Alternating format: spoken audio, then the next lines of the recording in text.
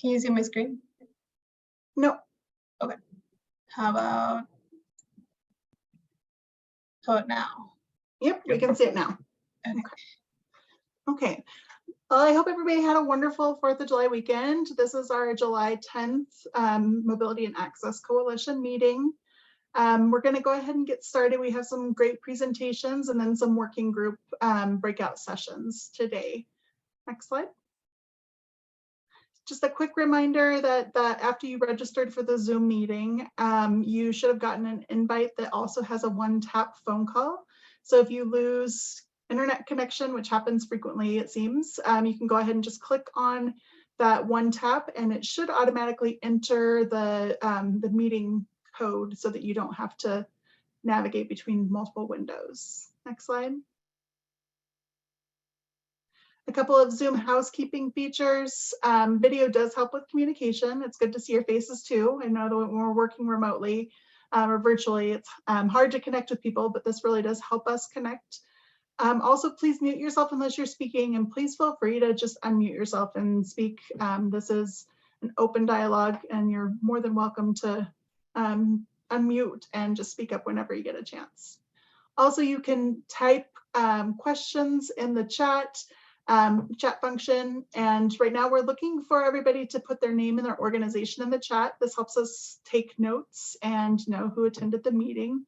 And you can also see the other participants that are on the call just by clicking the participant button at the bottom. We are recording these meetings for note taking. Thank you, Paul, and thanks for others for starting to put your name and your organization in the chat. Next slide. So we are meeting the second Monday of the month from 2 to 3:30. We are going to be changing that next year. So we'll have a poll to send out to all of you on giving you 3 different options for next year, just so that we can either meet on like a Wednesday, Thursday, probably Tuesday, Wednesday, or Thursday. Midweek probably is a little bit more, a little bit easier for everybody to make. Next meeting or next slide. So we really do focus on transportation as part of a social determinant of health, and transportation is essential to accessing all other aspects of your life. We focus on improving coordination of transportation, improving access to opportunity, improving quality of life, and having access to basic needs through transportation options. We really do take a multimodal approach, which means that we want people to use backup options and have multiple options to get around, because we find that people are either in crisis or vulnerable when they depend on one mode of transportation too much. Next slide. Here's our agenda for today. So we're going to get started with like a breakout session to just kind of brainstorm what we've all been working on with our clients. We have a couple of updates about Zero Fare for Boulder County specifically, and then a carpool service, which I'm sure many of you saw Kate Williams on the call. She's in her new role with carpool. Also, we'll get some updates on the MAC working groups, and then we'll have 2 Zero Fare presentations, one at the statewide level and then one at RTD's level, and then we'll break into some work plan updates with some of our membership. We'll finish up that Menti poll on members for the MAC for next year. Next slide. So we're going to break out into the breakout session for about 10 minutes. This will just be an opportunity, an informal opportunity to connect with people, your name, your organization, and any recent transportation gap your organization has experienced. Whether that means that you're a provider and you're experiencing some sort of gaps, or if you're a human services provider and your clients are experiencing gaps. This is just kind of an informal way to kind of talk about it. And then also, how was it resolved, or was it resolved? So we'll give you guys about 10 minutes. We'll do breakout rooms and it will automatically be assigned. I think I'm going to go with 5 breakout rooms so that we have 4 to 5 people in each room. Actually, I might go with 6. So we have about 4 people per room. So I'm going to go ahead and automatically create them, and you'll be sent to your breakout room. Please join that, and then just get to know the people in your session or in your little breakout room for about 10 minutes or so. And we'll give you a warning when we're going to close it.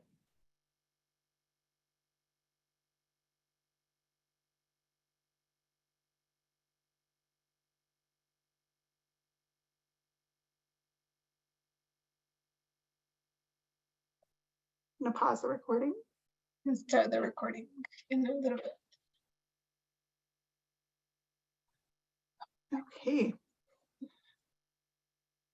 Okay, so I'm gonna call on each of the groups, and I know I didn't let you know this ahead of time, but just a little debrief on like what transportation challenges your organization's been dealing with and how you've solved them. I'll go ahead and start with room one, which is Kathy, Elaine, Lisa, and Paul Hamilton. I don't know if you want to nominate a speaker for your group about what transportation challenges you all have been experiencing.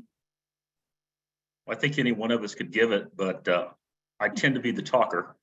I can tell you that we talked some about zero fare for better air, what that's meant in terms of ridership, and not just for paratransit, which I work with, but what it's meant to all of RTD in terms of how many more rides we're obviously giving, how many more customers we're seeing, and certainly the struggles in the case. I think, Lisa, somebody brought up that we're seeing struggles obviously with some bus routes still being dropped, and the importance of making sure that the customers know about how to use the Next Ride bus app so that they have alternatives or at least access to that information.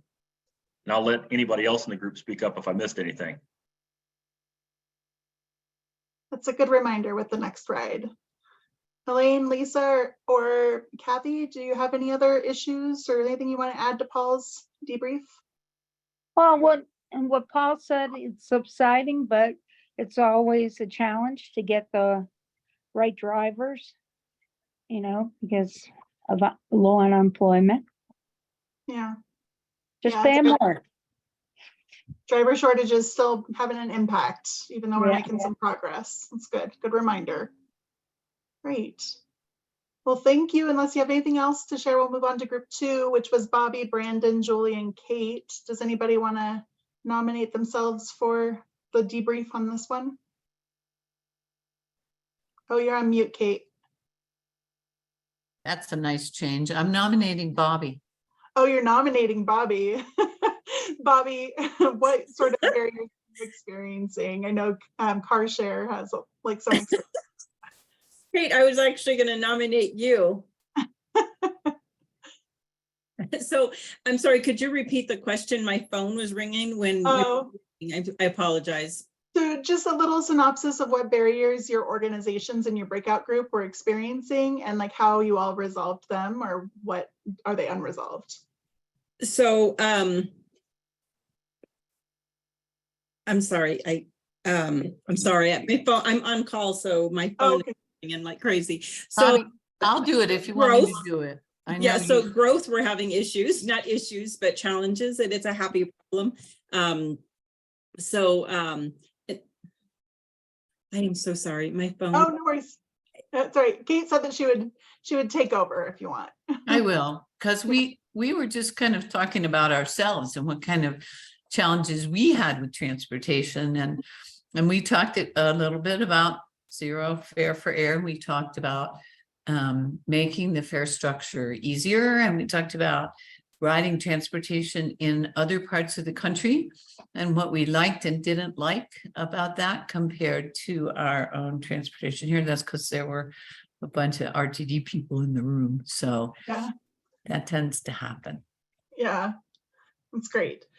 Yeah, I do think that growth, especially with CarShare, I can see how that would be, because you all have gotten a big, Colorado CarShare has gotten some XL grants to expand their fleet. So I know that that's a big challenge, good challenge, as Bobby said.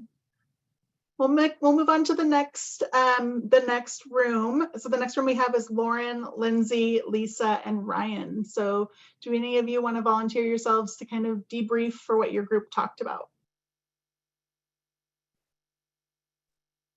I guess I will. Okay. Thanks, Lisa. Yeah, we talked about, Lauren especially talked about public transit and living in Longmont. Some of the routes have been cut, and so how you have to get from Longmont, let's say, down to Denver and get back. And if you don't want to be there all day, you have to join into Boulder and get home that way. And it can make for a very long day for someone that maybe doesn't want such a long day. And so we talked about things like that. And then we also talked about the funding and how it affects VIA and others, that the need for the service continues to grow and grow and grow. And yet the money doesn't necessarily grow with it. You know, I can speak for VIA that we are providing as much service as we possibly can. And at this point, we are at capacity in many areas that we serve, and putting people on a waiting list and not registering them because of the fact there's just no more room on the routes. And so, you know, without more funding, we can't put more drivers on the road, can't put more buses out there to be able to get people where they need to go. And yet the need for service just continues to grow and grow and grow. Yeah, that's a good point. Anybody else from room 3 want to add anything, or did Lisa accurately give an overview? Great, thank you. Thanks for the debrief. In room 4, we have Anne, Jen, Joni, and Sydney. Does anybody want to speak up for that group on what issues your organizations are experiencing with transportation, what gaps?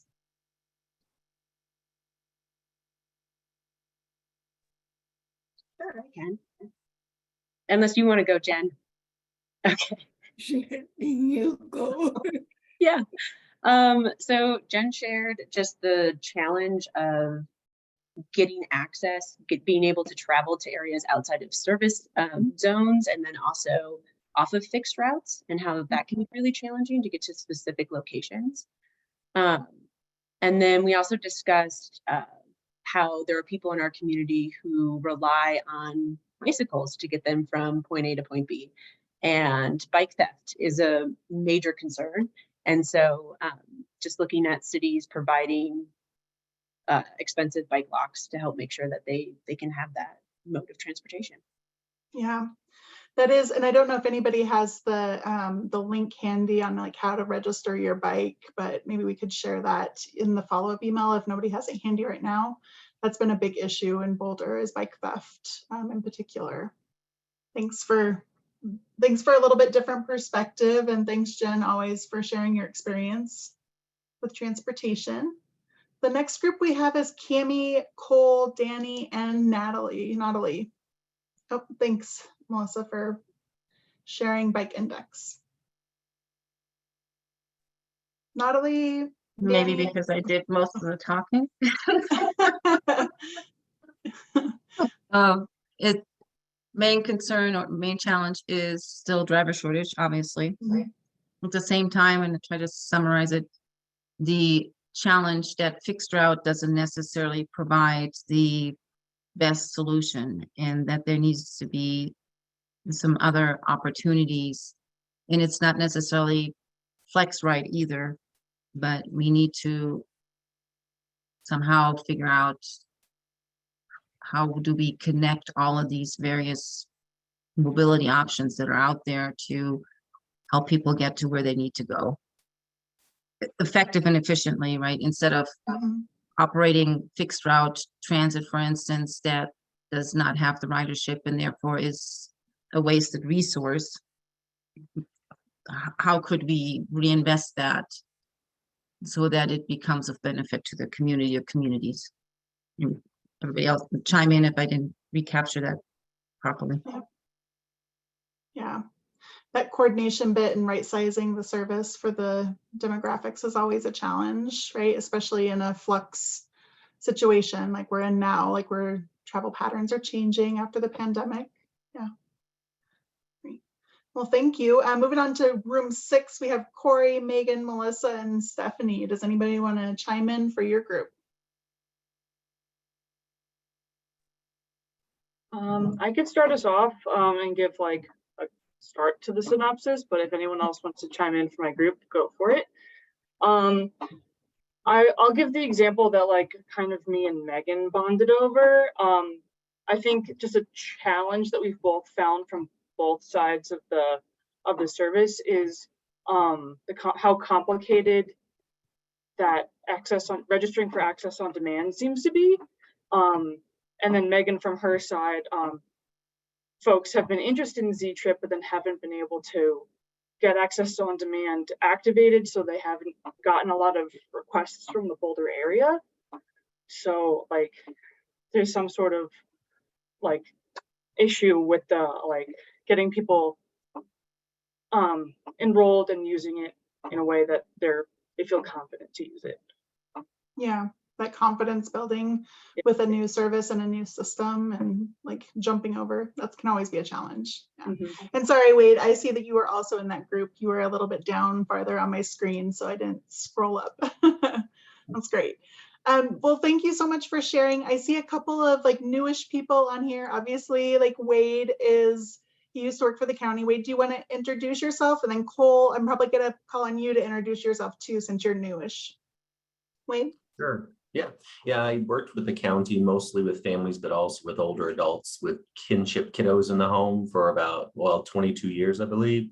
Then COVID hit, things changed, and I looked for a change, and I went and worked for Dr. Cobb for a few years, down with the AAA there, learned a lot about adult services, and now I'm currently working with older adults here in the city of Boulder. So back in my own community, and really glad to be here. And Oh, well, part of it being on this board too as well. So. yeah, wonderful. Well, welcome back to Boulder Centric, and I'll call on Cole, and then Ryan, I'll call on you next after Cole. Cole? Hey everybody, my name's Cole Nieder. I'm the new senior transit planner with Dr. Cog. I'm working primarily on BRT implementation and also corridor planning as well. It's nice to meet everybody. Nice to meet you too. Ryan, and then I know Sydney, you're not newish, but I'll have you introduced because I think there's people that don't know you, Sydney. So, Ryan. Hi, my name is Ryan Schuhard. I am a member of the City of Boulder's Transportation Advisory Board. And I guess I should also say that one of the things that's brought me here is that I'm planning to run for City Council in Boulder this fall with the thought that we need more leadership on creating more transportation mobility options, and specifically transit within Boulder and to connecting cities. Good to be Great. here. Well, thank you for being here. Yeah. And Sydney, do you want to introduce yourself?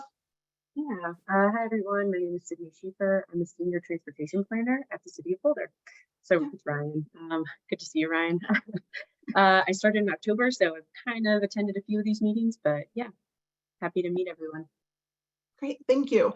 And I know that not everybody else might know everybody on here, but just definitely reach out and connect with people. We'll do another breakout session after our presentations, but we'll go ahead and get started again with the PowerPoint. Jessica, if you want to share that. Thank you all for the robust discussion and just a little bit of casual time to get to know each other and build those connections. Next slide. So I think, as was apparent by the agenda for today's discussion, we're right in the middle of Zero Fare for Better Air campaign season. I did want to give just one small update, since we will hear a little bit more about the statewide effort and then RTD's effort for our presentations. But Boulder County did take advantage of the program this year. We were able to because they allowed for expanded services for services that are free year-round. So we had applied for 2 expansion services. Ride Free Lafayette has another bus for 3 additional hours of day in the morning. So we'll have improved services in the mornings, Monday through Friday. And that just means that we have 2 vehicles running instead of just 1 in the mornings. So definitely promote that to anybody that you know is using the service over the next 2 months. It will be operating July through August, Monday through Friday. Additionally, we also applied for the grants to extend the Lions Flyer service. So we added an extra midday run so that people don't have to stay all day in Boulder or all day in Lions. They have that midday route that they can take. So I just wanted to thank Via Mobility Services. They're a contractor for both of these services, and they were like always ready and willing to help us out. And give us a proposal so that we could take advantage and participate in the statewide effort. I also want to thank CASTA, who's overseeing the grant portion specifically. They are coordinating with Studio 6 to do a bunch of marketing and advertising for this. So it's been a really great experience so far, and we're really hoping that we can increase the awareness of these 2 free services that are fare-free year-round. So maybe any questions on those 2 expansion services? Okay, next slide.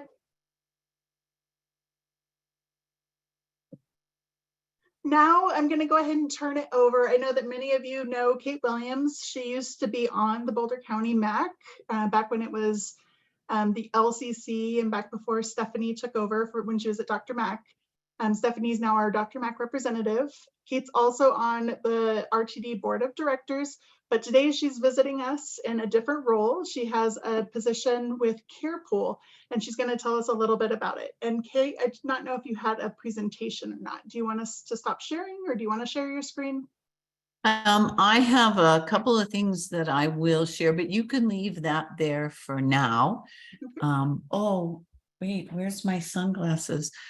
I forgot, if we had met in person, I have a bag full of sunglasses that say CarePool that I was gonna let us all put on and wear our sunglasses in the daytime, but since we're doing this virtually, I'm not up to painting. I know there is a way to do it that you can go and paint on people's faces, but I'm not going to do it to you guys today. Okay, so yes, there I am. Here I am. I'm amazed. I know a whole lot of people here. It's great to see everybody. In my role at CarePool, I'm the government relations officer. And so I tend to work with a lot of counties and government entities. But let me give you a backstory first, so you know what CarePool is. And note that we are CarePool and not carpool. And that is for a reason. All of our services are door through door because we do care. That's what makes us unusual. We got our start in Wisconsin. Our CEO happened to be working with the intellectually and developmentally disabled population. And he noticed that the number one, we'll see if you guys know. Okay, we're gonna have interaction here. Somebody gonna have to raise their hand, and Angel will have to help me and call on them. Who knows what is the number one place that young adults and kids with IDD get bullied?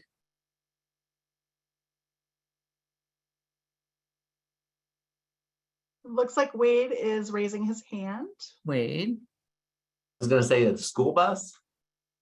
That is absolutely, that's the number one place, because there's nobody on the bus but the driver, and the driver's job is to drive. So Josh Massey, who's my boss, noted that fact, and he entered into an unusual agreement with the Appleton School District to provide, sometimes shared, but mostly one-on-one rides to the kids of the Appleton School District who were registered with an IEP, it's IDD, and their attendance went up by 40% right away because they felt safe, and they were not subjected to any, shall we say, harassment from their peers while the bus driver was driving the bus. So that's where CarePool got its start, with being aware that transportation is not the same for everybody all the time. Most of you guys know that my background is in working with transportation for older adults and people with disabilities. So that's how I came to CarePool. And I want to show, Angel, can I share? I'm good to share. I want to show you guys a video. Okay. Oh, wait, this is so, no, I never do this right. Okay, let me stop. Because now you're just going to get my whole computer, which is not what you want.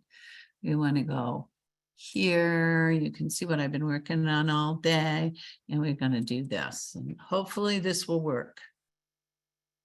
Okay. So this video is now up on our website, but I thought you guys would really like it. And if you like it enough, you can go watch it more than once on the website. Hi, I'm David.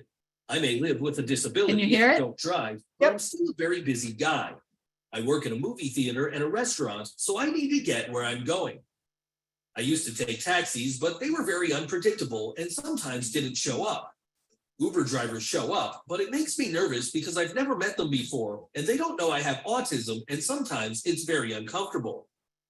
CarePool makes me confident I know my driver will arrive because I get a text message to show the exact minutes until they do. I've also got to know my drivers so well that it's just like riding with a friend.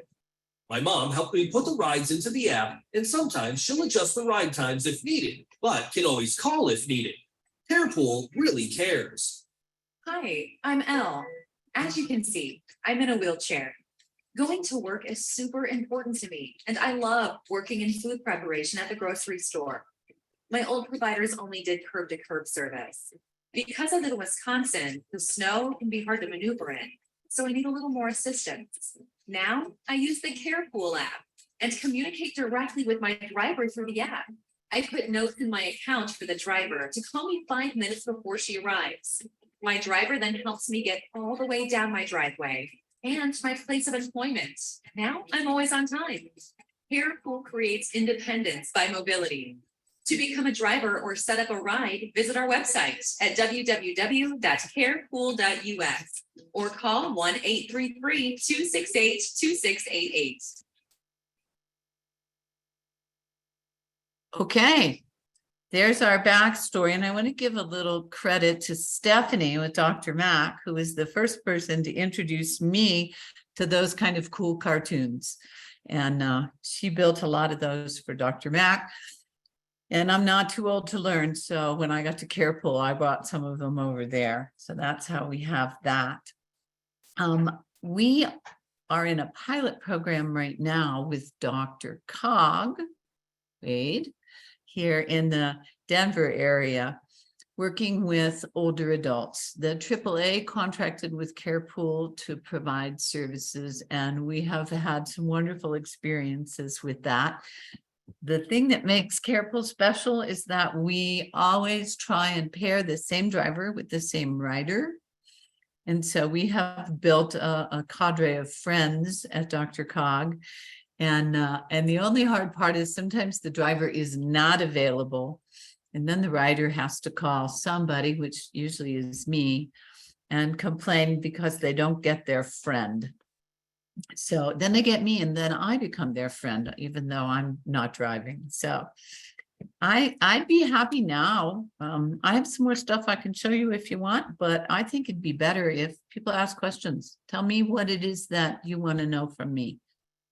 And Ann will, Angel, you'll have to help me answer hands up. Yeah, I'll go ahead and get us. Oh, go ahead, Jen. I'm in Boulder, and would you really need a service like this? Do you have any plans to go to Boulder?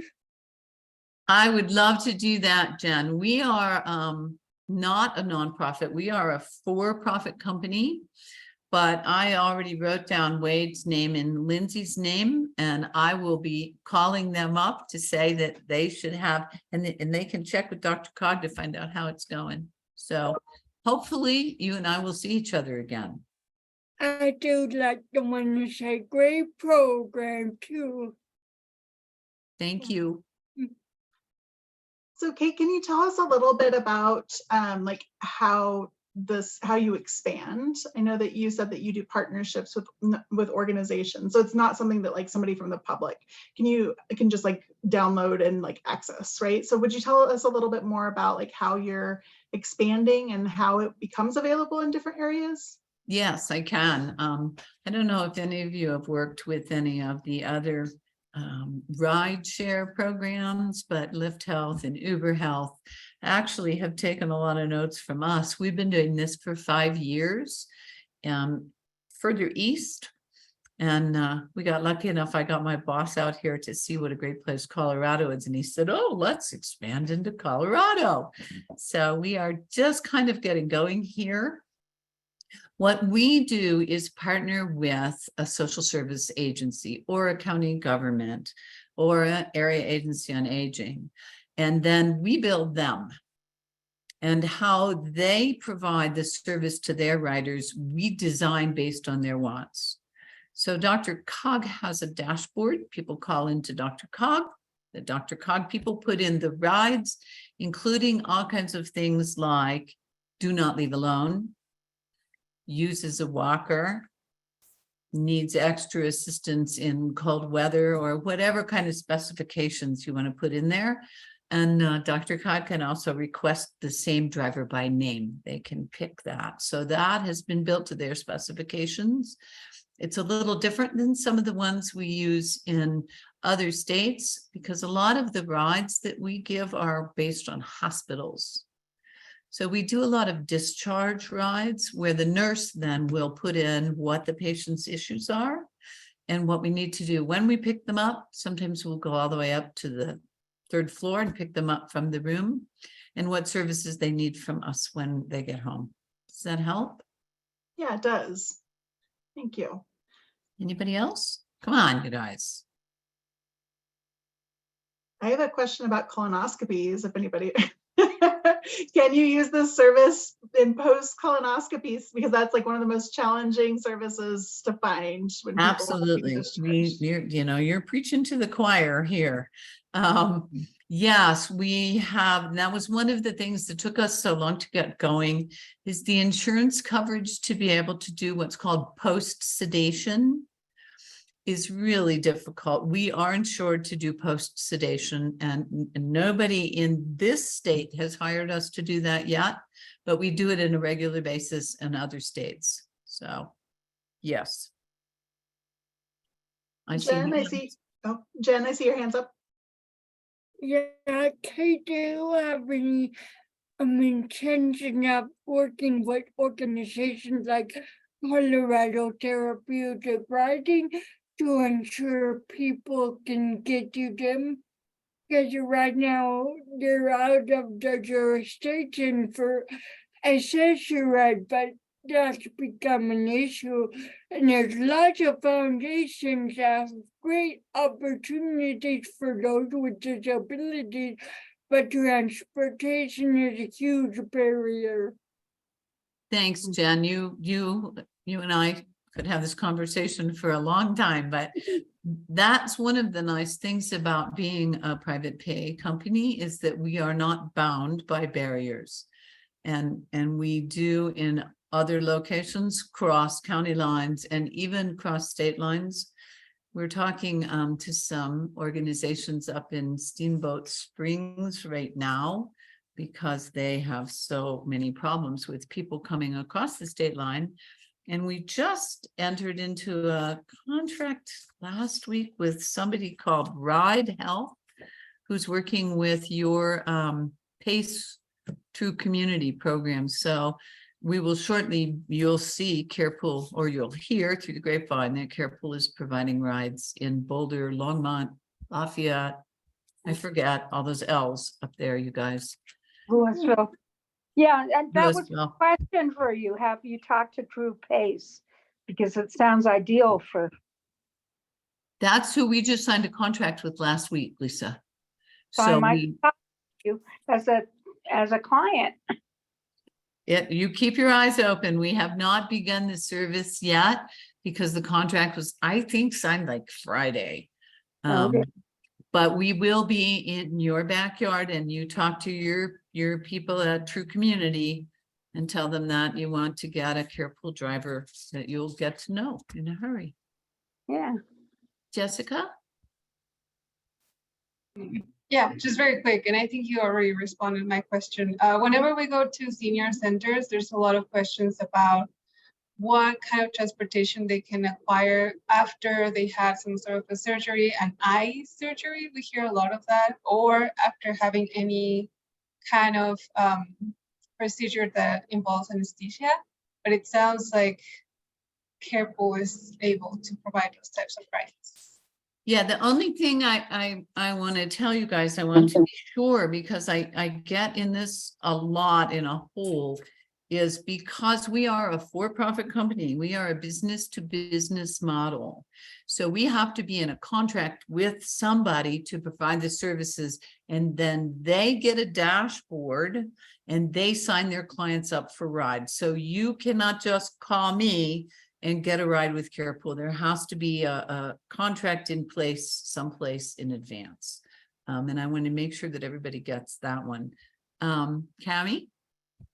Yeah, thanks, Kate. I'm just wondering how you're dealing with recruiting enough drivers to cover all of the places that people would probably love to have you, because I know other agencies are dealing with recruiting drivers. So are you experiencing the same challenges, or is your for-profit model of benefit somehow, or how is that working for you?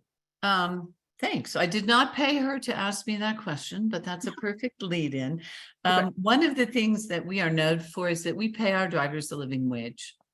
we pay our drivers $25 an hour plus mileage.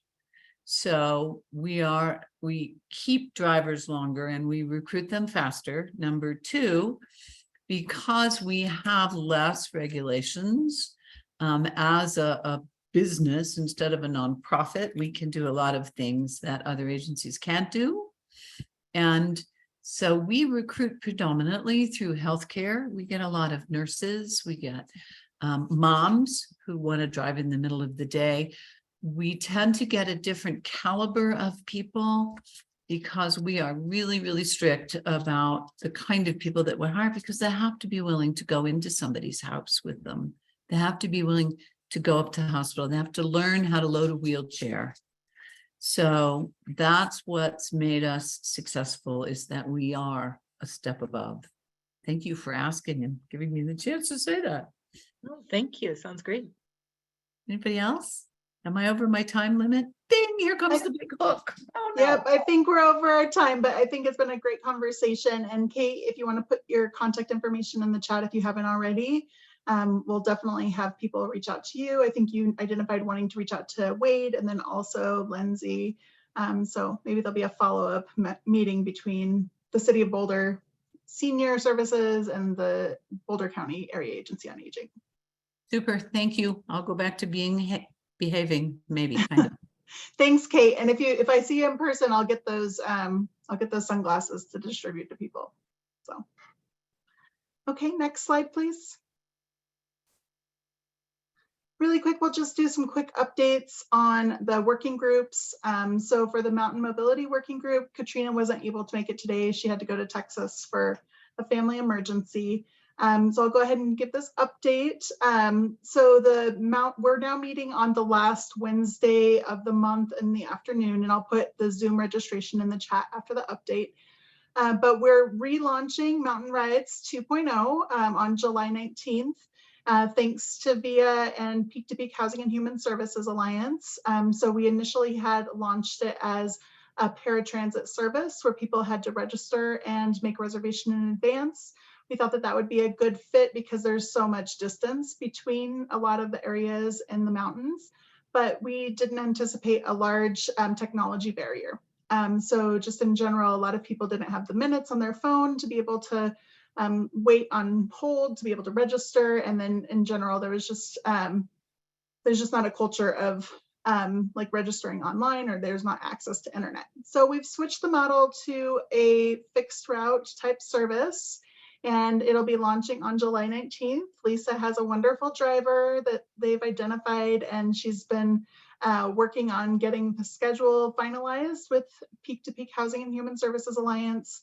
I think the last minor schedule tweak was to make sure that we were aligned with the RTD NB schedule so that people could connect between the two services. So really excited about getting that going. We'll be releasing the press release on the 1st of August. That'll give us a week and a half or 2 weeks. It's really only 2 days a week. It's on it's on Wednesday and Thursday. And those days were selected in particular for the senior congregate meals at the community center in Ned in order to bring people from Ward to Ned, and then Rollinsville to go to the community center there. And also the Human Services Food Pantry on Thursday. So those were kind of the two destinations focused on food access, but there's plenty of other stops along the way, like the library, the rec center. So we'll look forward to pushing out the information on that at the first part of August. Also, we're getting ready to launch our volunteer driver project. And this is basically a DRCOG Human Services Transportation grant that we received. It's basically a capacity building grant to ensure that one of the nonprofits in the mountains are able to host and launch a volunteer driver program. So we're looking forward to that, and we will be reaching out, sending out some press releases for people to volunteer for that project committee, and then also helping spread the word about the need for volunteer drivers in the mountains. And thank you to Lisa and also Cultivate, who sent their volunteer driver coordinator position descriptions for us to review as a group. Also, this isn't technically part of the Mountain Mobility Working Group, but we've been talking about it a lot lately. The Nederland EcoPass District actually sunsets next year. And so the commissioners are exploring putting it on the ballot for this November. And this would extend the EcoPass funding through for another 5 years, I believe. And they're looking at possibly allowing people who are employees of the Nederland district but don't live in the area, be able to buy in and be able to take part in the EcoPass program. So I think that Alex Hyde Wright, he conducted a survey and 85% of the people surveyed support extending the EcoPass program. So those are kind of the three big things that we've talked about at the Mountain Mobility Working Group. Does anybody have any questions on the Mountain Mobility Working Group before I move on? Okay. Cami, do you want to go to the Youth Mobility Working Group? Sure. Yeah, so this is one of the new working groups for the MAC. And so we're kind of doing two things at once right now. I'm exploring if you're interested in joining this group or learning more about this group, let me know. And with those who are interested, I'll probably be putting out a doodle poll later this month or early next month about what days might work for those who are interested. So right now, you can let me know and I'll put my contact information in the chat. But this group will start off really exploring the mobility and access for all ages plan that was developed last year and kind of look at the strategies that were prioritized already or that are in the plan, and then really kind of figure out as a group, what can we push forward either in later in 2023 or in 2024. But right now, there is also an opportunity to get involved kind of in an existing project that's around e-bike safety and messaging. So across the country with all of the e-bike rebates that are happening, but especially here in Colorado, it's been identified that there's a need to really partner up the e-bike rebates with safety education and messaging. So there is a national meeting coming up and a local meeting coming up about this topic. And so some of you have already expressed interest in getting involved in those two meetings. I'm going to share the links for those two meetings as well. The national meeting is next week on Wednesday, where people from across the country are going to share what they're already doing around e-bike safety and messaging. So we'll collect all of those resources and then bring it back locally, and we'll host our first local meeting on August 2nd to really start developing out what do we want our local e-bike safety messaging to look like, as well as possibly share that with the state, since everybody is, there's a lot of people interested in needing somewhat of the same answers. So I will share the invites to both meetings and to let me know how to get involved with the work group if you're interested. Great, thank you, Cami. And so both the registration for the Mountain Mobility Working Group and then Cami's two events are in the chat. So please volunteer or attend if you can. Next slide. So I didn't put together a full presentation, but we do have two guests today. I mean, one's not really a guest, Brandon usually comes to these, but we have Anne from CASTA and then Brandon from RTD, and they're gonna both talk about Zero Fare. We're gonna go ahead and start with Anne so that she can provide the statewide context. And then we'll move on to the local effort with Brandon. So I'll go ahead and turn it over to you, Anne. Great, thanks. I'm going to share my slideshow here. Okay. All right, are you seeing that? Yep. Super. All right, this first picture is, we didn't realize how many preschool groups used transit to get around in the summer, preschool and summer school sort of things. So you'll see a few pictures sprinkled in here of these school age kids getting where they need to go in the summer. And the first one here is a group from Durango. Before we get started, I wanted to share just a quick slide about CASTA. We're the Colorado Association of Transit Agencies. We're an organization that supports the agencies and transit professionals in Colorado. We have about 55 agency members. It goes up and down a little bit depending on what's going on in the state.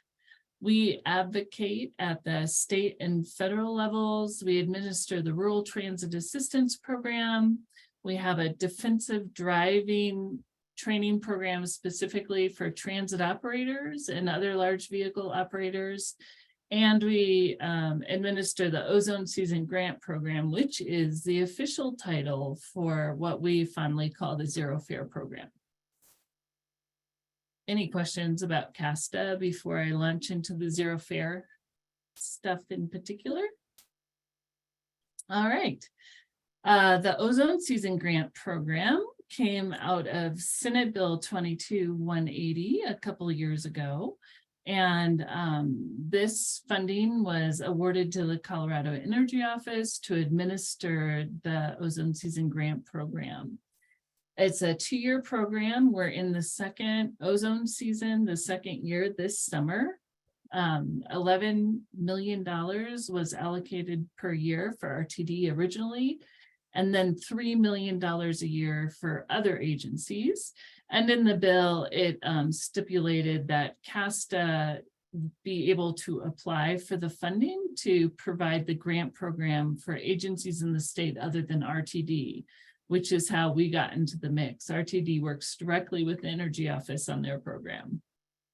This year, they changed in one of the bills this last session, they changed the parameters a little bit and are allowing RTD to use some money left over from last year to add into this year to provide a longer program. CASTA also has access to the funding we didn't use last year to fund some of the work we're doing this year. So I wanted to give you a quick picture of how things worked last year, and then I'll give you an update on how things look this year. Last year, we had 14 participants plus one agency that ended up self-funding. Colorado has about 17 agencies that are fare-free year-round. And last year, we had a few agencies, notably Grand Valley Transit in Grand Junction and RAFTA in the Roaring Fork Valley, who were not able to participate. And a lot of those, the reasons they didn't feel they could participate were lack of bus drivers, lack of the staff capacity, and not enough time to put overflow measures into place. Last year, the bill was signed into law in May, and the funding didn't come through until mid-July. And so a lot of things couldn't be started until mid-July for an August 1 start date. So it was pretty tight. There's a number of expenses that are eligible under the OSTG program. I think the program itself has worked fairly well in terms of providing transit agencies the ability to be creative and to provide really valuable programming. Obviously, fare replacement is the one I think we're almost familiar with. But in addition, there's the ability with costs associated with new or expanded fare-free service. So if you're an organization and you want to go fare-free, but then you also want to add additional service, or you're already free and you want to extend your service an hour or two each day, those are possibilities. Other expenses necessary to implement the program. Originally, there were some concerns, especially with some of our urban agencies, about wanting to have extra security, because when fares were free during COVID, some of our urban agencies had some serious security issues with non-destination riders taking advantage of the fare-free opportunity. So is some increased concerns with safety around that. In addition, for folks who ended up needing to hire additional drivers or provide more ADA service than they had in the past, those are also expenses that were able to be reimbursed. In addition, CASTA went ahead and used some funding to do some pretty valuable marketing and communications materials. We put materials together like like Angel said earlier, we do radio advertising for the participating agencies. We also do some geofencing around social media, and the social media and the radio have proven to be really valuable for agencies around the state here in 2022, and we're hearing good things this summer as well. Here's a chart to show you some of the ridership increases, July over August, and then August versus September. And you'll see the July-August changes in blue, and every agency went up at least a little bit, and some went up quite a bit. You'll notice that South Central stayed even. They're a very small rural transit agency in Trinidad, Colorado, and they had exactly the same number of riders as they did the month before, July to August. So they are the exception to the rule of every other agency that saw a bump in ridership. And you can see there's some agencies that had pretty significant jumps in ridership. Pueblo is in the 60% increase. Prowers County has a very big jump. They also lost a transit agency in the area right before this happened. And so they really adopted a whole bunch of new riders through this program and through the situation in their area. So interesting. And then the red is August to September. So August is fare free, September back to paying fares. And you can see some agencies still gained a little bit, but most agencies lost some riders, but no one between August and September, or even August through October, lost as many riders as they gained. So there's a net gain over those months that we calculated. This is 2022. And then this is always interesting, I think, to see how small some of these grants were. So you can see the grant amount, the reimbursement request. You'll note that some of these are quite a bit bigger than what people actually asked for. And that's because of the bump in ridership was so big, it was unexpected. We're like, oh, why don't you put at least 20% in there, right, to cover yourself? And then we got agencies with 60%, ridership increases. And so this, because we did not allocate all the $3 million of funding for that year, we were able to pay the overages. But it's interesting, I think, to see how small some of these grants were compared to, RTD that used much of their $11 million. So it kind of shows the span of sizes of agencies we have in our state. Ooh. We did a nice program debrief with all of our agencies. We felt like the program went well. It was easy to apply. We got to a place with reimbursements that we got the information we needed. People appreciated the marketing package. A lot of smaller agencies in the state don't have a marketing person on their team that would have the expertise to do all the pieces for this. I mentioned the radio and Facebook ads. The request was to start organizing and planning earlier, and this year we were able to do that. And then we also encouraged agencies to put in a more reasonable expectation for ridership increases. It'll be interesting this year to see if we see any of those big 60% increases, or whether we're seeing more like 20% across the board. So that'll be something we're on the lookout for. I wanted to share with you a bunch of the resources that we've put together. They're all to be found on our page, but I can share this with you all later, and you can click on these links to get the marketing toolkit. This is a toolkit put together that has a whole bunch of resources, including banners and brochures and Facebook headers and logos and online ads. This blue zero fare image you see on the right-hand side is a people ad that agencies are able to take advantage of and put on their Facebook or Instagram feed. And you'll see at the bottom of that blue image is some white space, and that's where there's the ability for agencies to add their own logo. And almost all of the materials that were put together in such a way that you did not need a fancy design software system, the same system that the designers use, but usually we were creating them in Word so that people could import their own logo into it. The online ads here that has the underline gives you a link to kind of a line drawing that is a video of different communities, and it'll show either mountains or a small town sort of architecture, and then the proper type of bus for the agency it's talking about. So there's quite a bit of personalization that happened for the different agencies that participated. CASTA worked with the folks at RTD.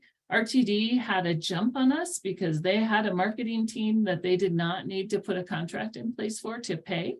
And so they put together kind of some concepts and images for Zero Fare last year before the bill was even signed into law. And so CASTA was able to partner with them to have very similar images. So we have the same sort of images, the same feel between RTD and the other agencies in the state who are taking advantage of this toolkit. RTD also put together a partner toolkit that has, this year it has some new images that are in the same style, but a little bit more variety. And anyone is welcome to use these pieces to do what they want to do. So just the other day, we had an employee at ARC ask us to help them, and we put together a like an 8.5 by 11 poster they could put in break rooms across the Front Range with information about what agencies were providing fare-free service and how to contact those agencies. So that's one of the things we're really excited about and that have been valuable to participants. Here's the list of this year's participants and their grant amounts. This year, things are a little different because of the timing. And the ozone season in the bill goes from the 1st of June to the end of August. And so agencies in the state had the opportunity to ask for projects for June, July, and August, just July and August, or just August. So you'll see these are the projects, the grant amounts. They are going to be reimbursed one time at the end of August, which is why we don't have any reimbursement amounts here yet. But you can see we have 15 participants last year. A couple of the agencies we worked with last year went out of business. So we have a few new ones, which we were pleased about. I just wanted to highlight some of the other Zero Fare projects that are happening. You all heard Angel talk about the ones in your area, but we had a variety of really interesting projects. Basalt is implementing this new summer shuttle that provides last mile service from the RAF to BRT. Chaffee Shuttle is adding a new fixed route, kind of a regional fixed route. Estes Park is extending their hours of operation. Pueblo has added some new routes that access some really important parts of the community, like the food distribution site, the rescue mission, and a Colorado State Fair shuttle. And then Vail Transit, who is fare-free year-round, has added a new hiker shuttle to address some of the trailhead parking issues that they've had up there. This new shuttle, unlike their regular shuttles, allows you to bring your dog and everything. So they've got all the fun happening up in Vail.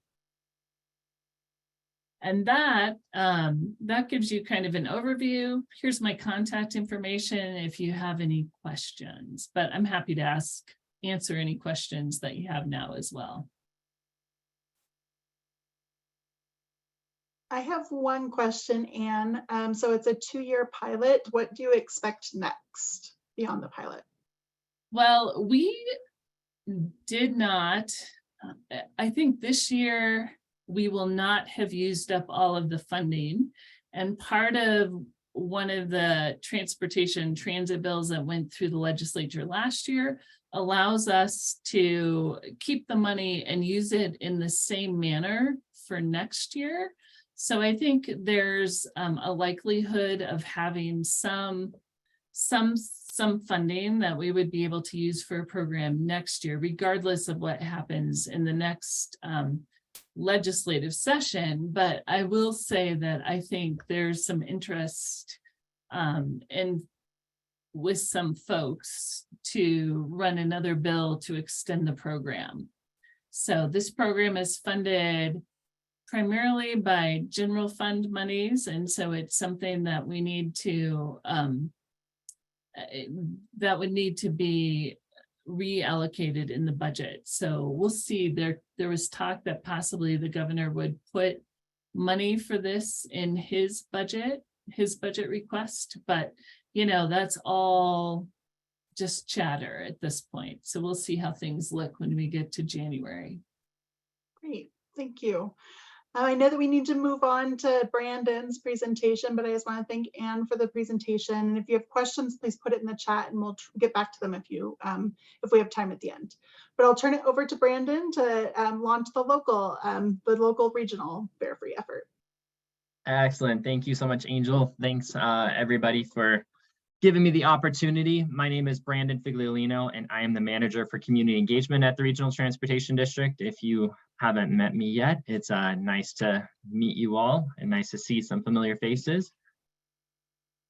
So as part of Senate Bill 22-180, which was just mentioned previously, RTV is offering zero fare rides from July 1st through August 29th as part of its Zero Fare for Better Air initiative. The program highlights both environmental and commuting benefits to taking transit, and we're excited to coordinate with partners like the MAC to maximize the initiative's impact in the community. So just hop on board the bus or the train. There's lots of benefits to using transit, as we all are aware. We can improve air quality while experiencing these benefits that include saving money, not having to pay for gas, saving money on gas, reducing traffic congestion, and honestly, just having more time to relax. One of my favorite things about taking the train is zoning out and listening to music or taking a nap. I would do that regularly when I commuted up to Boulder on the FF. So these are much better options than sitting in traffic really frustrated that you're not moving. We have essentially 4 goals of the Zero Fare for Better Air initiative. The first is to improve our air quality in the Denver region. During the summer months, especially July and August, we have a lot more ozone pollution because of the heat and the amount of driving that is done. So by encouraging more people to skip out on their car trip and take transit, we can reduce the amount of particulates in the air, which impacts all of our health and well-being. Another huge driver is to attract new customers. And so by leveling the playing field and making it really easy and accessible to take transit, because nobody needs to purchase tickets or download any apps to utilize the service, we're hoping that we can get new people to try the service, and as a result, build in that pattern of taking transit long after the program ends. And it also rewards current customers. So individuals that have monthly passes and things like that, or regularly use our services, are rewarded for taking transit by not having to pay a fare for these 2 months. And again, just building new commuting patterns is really critical. And that's something that we really touched on last year by encouraging people to take transit regularly during the 4 weeks that we offered the program in August.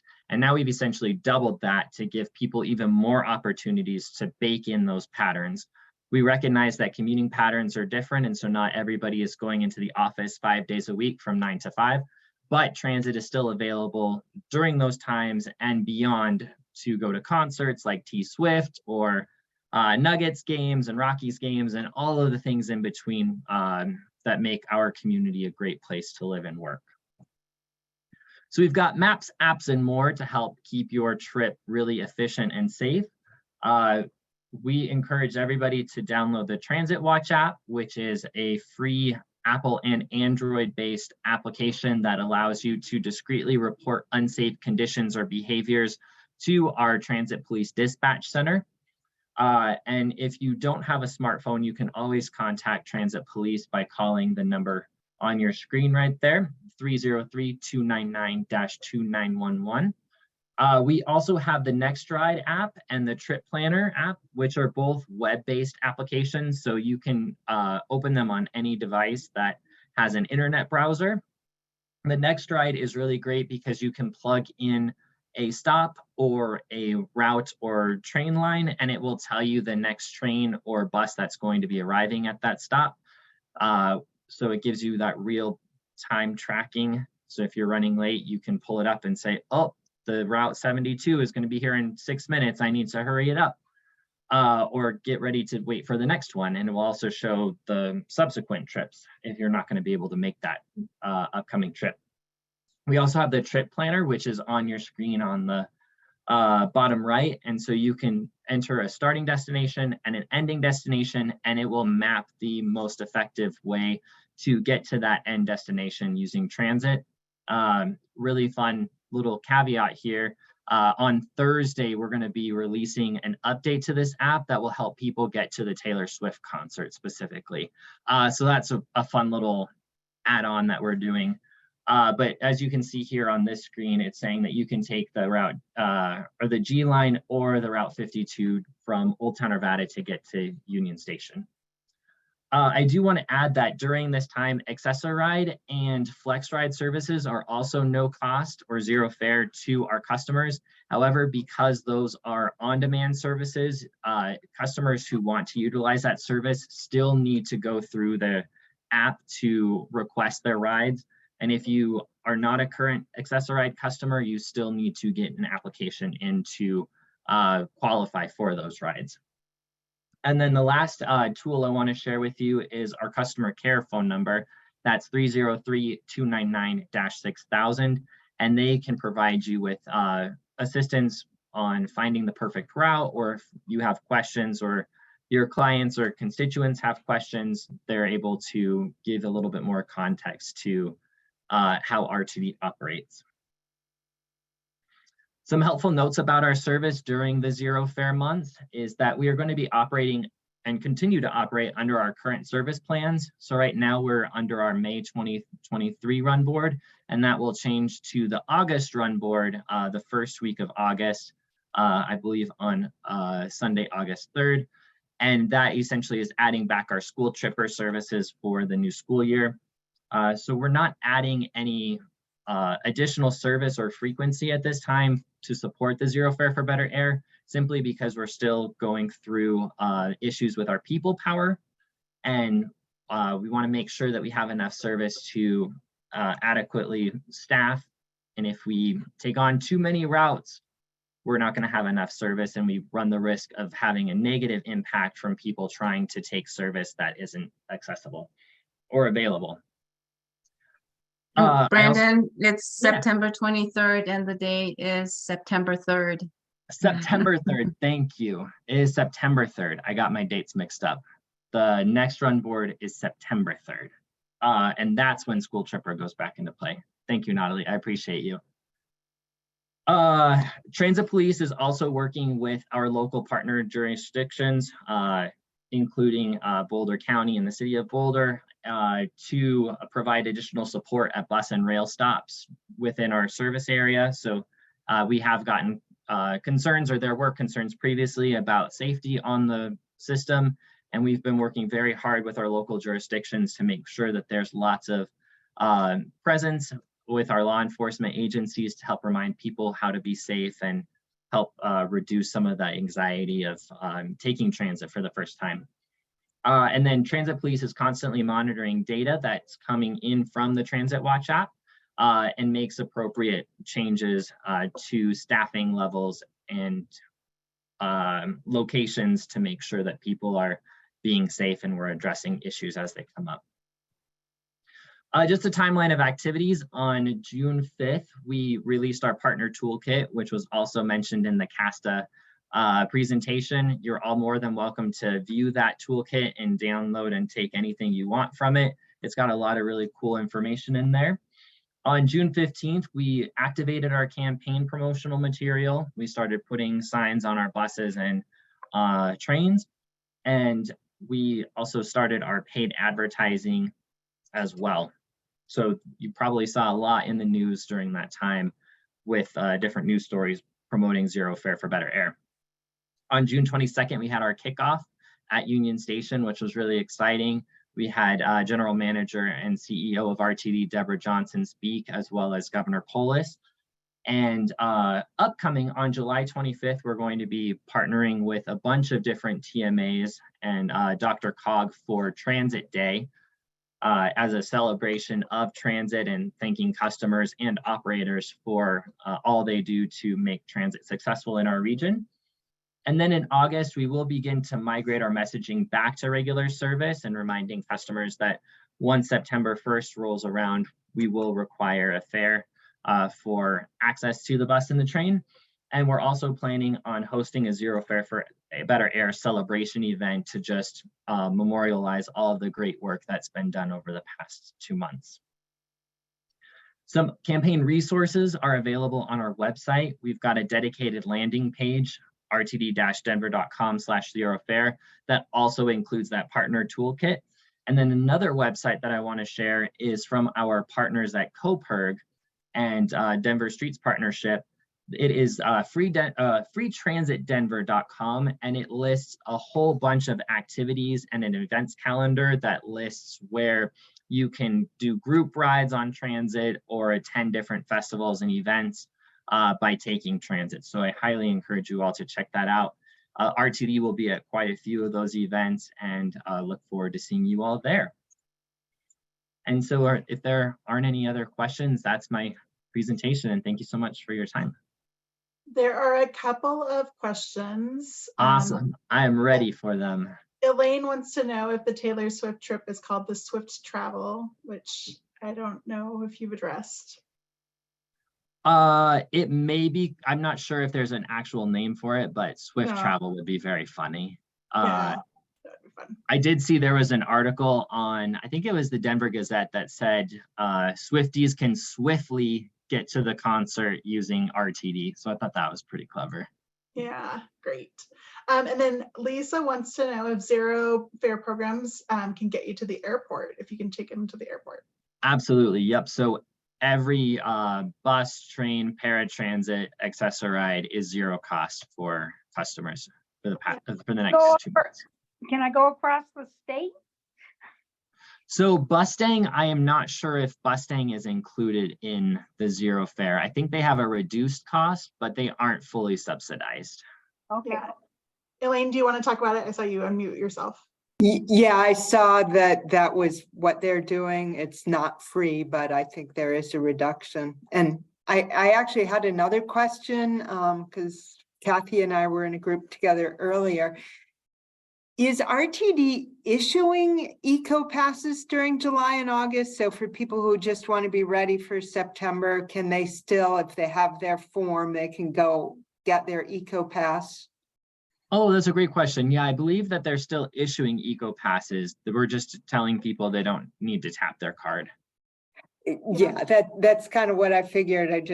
Something happened where I think we got a little confused. Oh yeah, no worries. There's not a big push to go get them, but then again, you want to get them before the rush hits, right? Exactly. So yeah, there's definitely still opportunity to get those printed and everything.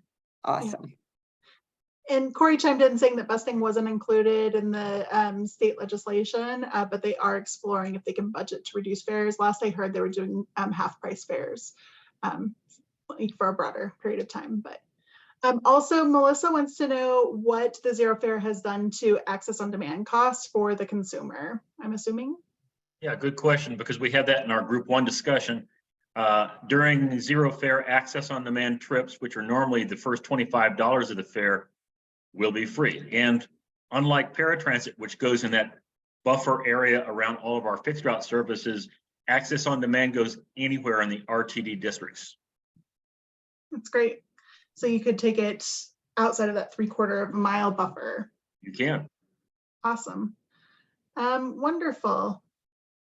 So, but still, you still have the cap of 30 trips, or sorry, 60 Yeah, I saw trips. per- it's 60 trips a month or 4 trips a day.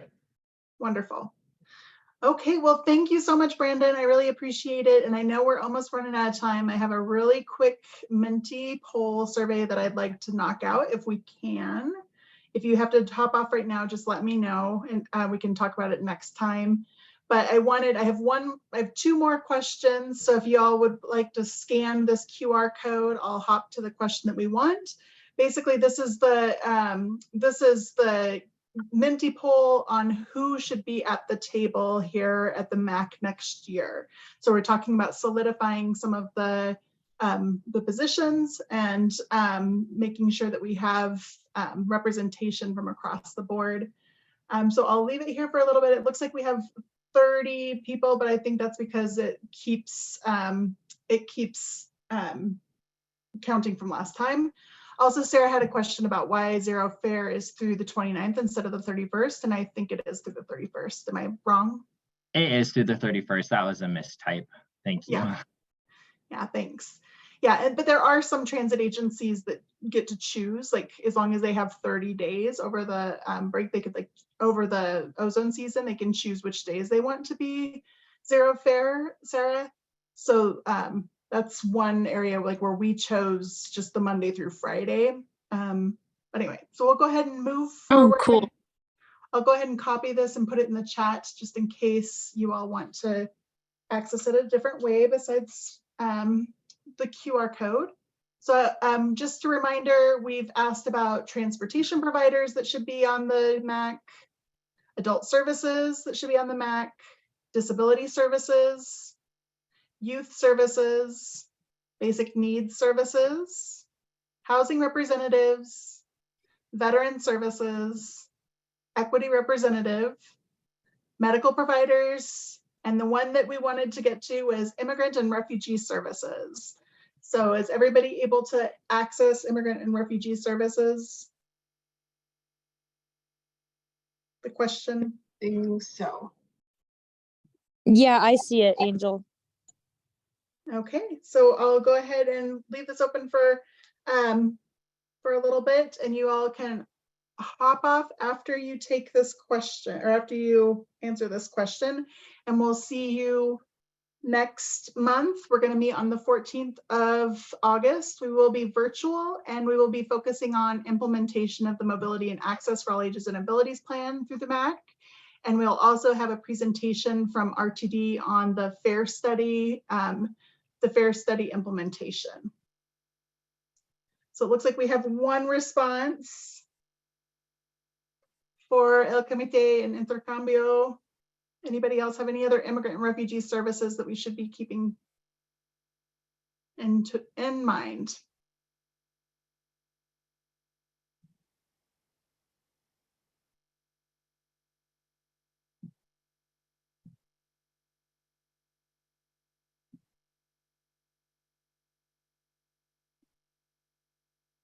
Yeah, it's the Doorways English Learning Program. So that's like Grace Commons. Thanks, Kate. Churches supporting immigrant groups. Can you all see this? Am I sharing or not? Yes, you're sharing. I think we can see your responses. Okay, wonderful. Islam Refugees in Longmont, is that a group or is that just a general, is that like a formal organization or is that just a group? No, I think it's just a general one, but I don't know what it's called exactly. So I know that's not helpful, but I do have a contact for that. Okay, wonderful. So I could ask her. Yeah. Cool. Wonderful. Cool. It looks like we have 6 people who responded. I'll leave this open. I'll stop sharing, but I'll leave it open and just want to say thank you all for joining us today and look forward to seeing you next month when we get into some of the implementation of the Mobility and Access for All Ages and Abilities Plan.